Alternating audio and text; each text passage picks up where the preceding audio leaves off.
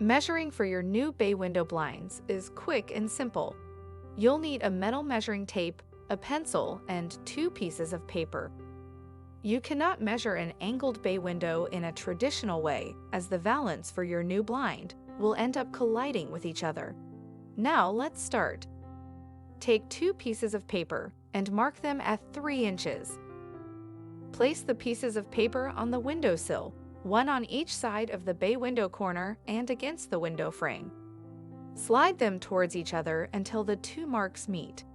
Mark on the windowsill with a pencil at the exact point where the papers meet. Repeat this process for each corner of your bay window. Now, as you have measuring points, it's time to measure the distance between them and get the width of the blinds you need to order. After you've measured all of the widths, it's time to measure the height. Simply measure from the top of the window where you want the blinds to fit to the windowsill for the drop of your blinds. If you have any further questions, please contact us.